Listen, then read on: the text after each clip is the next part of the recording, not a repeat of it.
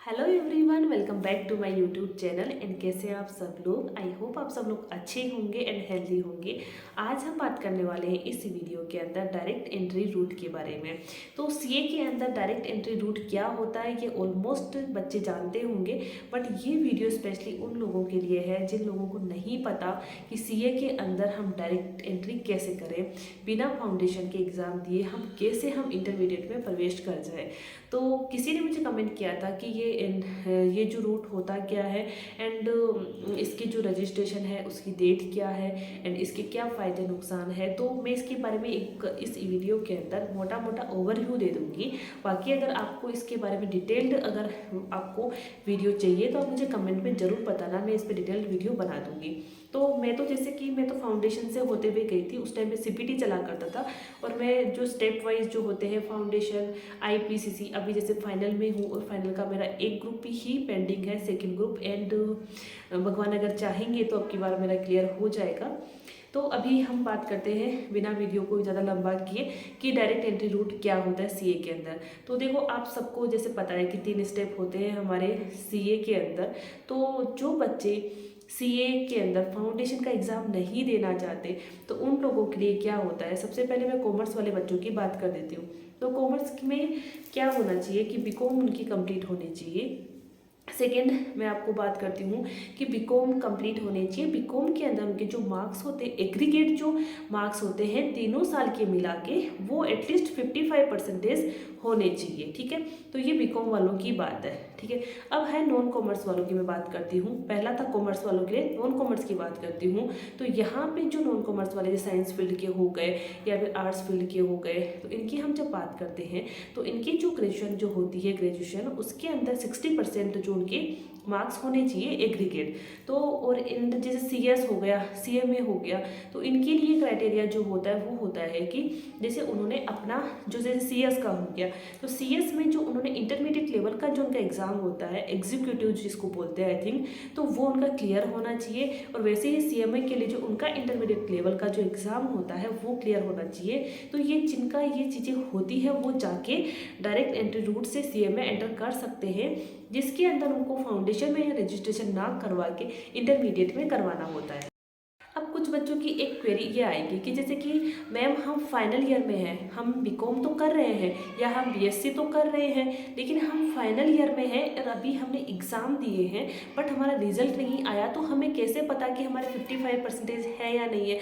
तो देखो, आप एक काम कर दीजिए, आप फाइनल ईयर में हो ना, आपने एग्ज़ाम दे दिए ना या आपके एग्ज़ाम होने वाले हैं, तो आप क्या करो, आप रजिस्ट्रेशन अभी करवा लो एंड आपको आईसीआई जो है वो आपको प्रोविजनल रजिस्ट्रेशन आपका कर देगी सीए के अंदर। एंड फिर आप आपकी तैयारी स्टार्ट कर दो। ठीक है, तो उसमें क्या होता है कि आपने प्रोविजनल रजिस्ट्रेशन तो करवा लिया, लेकिन जो आपका अटेम्प्ट होगा एग्ज़ाम जिसमें आप देना चाहते हो, उससे पहले जब आप एग्ज़ाम फॉर्म भरोगे, अलग से एग्ज़ाम देने के लिए एग्ज़ाम फॉर्म फिल किया जाता है। ठीक है, जैसे May 24 के लिए आप फॉर्म भरोगे फेब के अंदर, तो उस टाइम पे आप आपके जो मार्क्स आएंगे कम से कम 55% एंड और 60% जब आपके आ जाए, उस टाइम पे आप आपके डॉक्यूमेंट अपलोड कर दो, आईसीआई को सबमिट कर दो, तो आईसीआई आपको फाइनल रजिस्ट्रेशन प्रोवाइड कर देगा। एंड आप उस अटेम्प्ट के लिए या आप जो भी अटेम्प्ट आप देना चाहते हैं उसके लिए एलिजिबल हो जाएंगे और आप उस एग्ज़ाम को दे सकते हो। तो ये आपका होता है कि अगर आप लास्ट सेमेस्टर में हो या फाइनल एग्ज़ाम आपके बाकी हो या रिजल्ट आना बाकी हो, उस केस में ये चीज़ होती है। ठीक है, तो ये हमारी बात हो गई कि कितने मार्क्स हमें रिक्वायर्ड है, हमारे पास होने चाहिए and commerce and non commerce वाले कर सकते हैं या नहीं कर सकते, मैंने वो आपको अच्छे से अब पता मैं आपको एक बात बताती हूँ। पहले क्या होता था, ओल्ड स्कीम के अंदर ये होता था, जैसे नवंबर 23 तक तो ओल्ड स्कीम थी। अब जो भी नेक्स्ट जो हमारा May 24 से न्यू स्कीम आ जाएगी, तो पहले ये हुआ करता था जैसे आपने इंटरमीडिएट के लिए आपने रजिस्ट्रेशन करवाया, फिर उससे मतलब क्या होता, आपको ट्रेनिंग कंप्लीट करनी पड़ेगी, शायद 9 महीने की होती थी, तो उसके बाद भी ही आप एग्ज़ाम दे सकते हो। लेकिन इसमें क्या होता है, मैं आपको बताऊँ, ट्रेनिंग वगैरह की कोई रिक्वायरमेंट नहीं है। जैसे आईटी ओटी हमारे टाइम पे चलती थी, अभी शायद ITOC ऐसा कुछ बोलते हैं उसको, तो उसकी कोई रिक्वायरमेंट नहीं है कि आप पहले वो करो फिर आप रजिस्ट्रेशन करवाओ, ऐसा कुछ भी नहीं है। आप इंटरमीडिएट के लिए रजिस्ट्रेशन जैसे ही करवाओ फिर उसके बाद में एग्ज़ाम, देखो एक बात बताओ, रजिस्ट्रेशन करवाओगे उसके बाद में एग्ज़ाम के लिए तैयारी के लिए टाइम तो चाहिए ना। तो ICAI ने एक 8 महीने का आपको स्टडी पीरियड रिक्वायरमेंट दे दी कि आप जैसे ही रजिस्ट्रेशन करवाओ फिर उससे लेके उस दिन से लेके एग्ज़ाम देने तक की डेट तक आपको कम से कम 8 महीने की पढ़ाई तो करनी ही पड़ेगी, आप ऐसे समझ लो, ठीक है। तो जैसे कि फॉर एग्जांपल अभी से मई 24 के लिए किसी को रजिस्ट्रेशन करवाना है, मई 24 में एग्ज़ाम देना है, ठीक है। तो उससे बेक जाओ आप 8 महीने, तो आपको 1 सितंबर तक रजिस्ट्रेशन करवा लेना चाहिए था, आपको उसके लिए एप्लीकेशन दे देनी चाहिए थी। अब नवंबर 24 के लिए किसी को अपीयर होना है तो आप मार्च में करवा लो। तो 8 महीने का टाइम आपको चाहिए, वो स्टडी पीरियड है, ICAI ने रिक्वायरमेंट दी थी। इसमें ये नहीं है कि बच्चे बोले कि हम तो 6 महीने में कर लेंगे, ऐसा नहीं है। रजिस्ट्रेशन से लेके आपको एग्ज़ाम डेट तक आपको 8 महीने की रिक्वायरमेंट है, इसको बोलते हैं स्टडी पीरियड। तो देखो मैंने आपको मोटा मोटा ओवरव्यू दे दिया जिसके अंदर अभी थोड़ा न्यू स्कीम में ईजी कर दी चीज़ को। अब तो डायरेक्ट एंट्री रूट बस यही है एंड ये एक ओवरऑल दिया है मैंने आपको। फिर भी आपको डिटेल्ड आपको वीडियो चाहिए कि हम रजिस्ट्रेशन कैसे करें, तो देखो मुझे भी उसके लिए थोड़ा सा टाइम चाहिए, आपके लिए मैं वीडियो ले आऊँगी।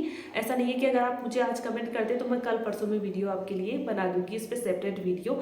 एंड बाकी अगर आपको खुद को लगे तो आप ऐसे की साइट पे इन पे जाके चेक कर सकते हैं, आपको कोई भी क्वेरी है तो आप मुझसे पूछ सकते हैं। एंड एक चीज़ मैं और क्लियर कर देती हूँ आपको, जो आप रजिस्ट्रेशन करवाओगे तो उसकी fees lump sum I think approx 18,000 के लगभग आपकी लगेगी फ़ीस जो है, लेकिन एग्ज़ाम फॉर्म जब फिल करोगे तो उसकी अलग से फ़ीस लगती है, ठीक है।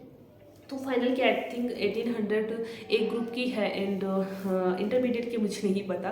एंड अब इसके कुछ बच्चे ऐसे बोलते हैं कि इसके फ़ायदे एंड नुकसान। तो देखो जैसे मैंने आपको बोला कि मैं तो फाउंडेशन से गई थी, तो मैं आपको एक चीज़ बोलना चाहूँगी कि अगर आप नॉन कॉमर्स वाले बच्चे हैं ना, साइंस वाले हो आर्ट्स वाले हो, आपको कॉमर्स का नहीं पता कुछ भी, तो मैं आपको एक पर्सनल आपको ओपिनियन यही है मेरी, मैं आपको सजेशन भी दूंगी कि आप फाउंडेशन दे के जाओ ना यार, क्योंकि आप अपना बेस तो क्लियर करो। आप जिस फील्ड में जा रहे हैं, CA फील्ड में जा रहे हो, बेस क्लियर करना बहुत ज़रूरी है। एंड तो मुझे लगता है उनको डायरेक्ट एंट्री रूट बिल्कुल भी ऑप्ट नहीं करना चाहिए। एंड जो बच्चे कॉमर्स वाले जिनको लगता है कि हम स्ट्रॉन्ग है, हमारी बेस है, हमने 11th-12th में बहुत अच्छा पढ़ा हुआ है, तो देखो तुम लोग जरूर जाओ डायरेक्ट एंट्री रूट से, क्यों अपना टाइम वेस्ट करो, ठीक है। एंड कुछ बच्चे ऐसे हैं कि फाउंडेशन उनको टफ लगता है, उनको लगता है कि भाई हम फाउंडेशन टफ पढ़ता है, हम तो इंटरमीडिएट देंगे। तो देखो मैं आपको क्लियर कर देती हूँ कि ऐसा कुछ भी नहीं है, आप लोग फिर CA ही ऑप्ट मत करो।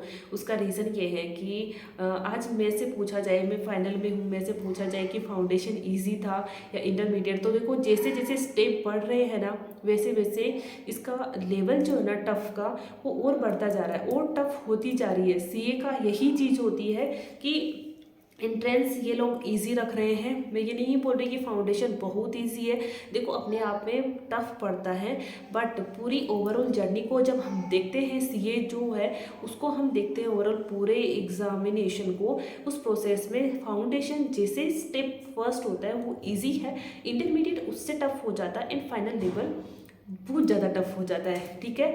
तो आप ये जो बच्चे ये सोच रहे हैं कि हमें फाउंडेशन नहीं देना है, हमें टफ लग रहा है, तो वो लोग तो बिल्कुल ना सोचे डायरेक्ट एंट्री से।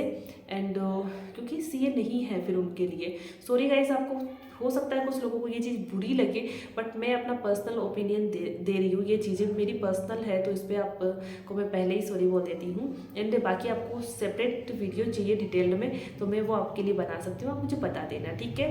तो ये हो गया डायरेक्ट एंट्री रूट के बारे में, और कोई भी इन्फॉर्मेशन चाहिए तो मुझे आप प्लीज़ कमेंट पे बताइए। And take care guys and bye.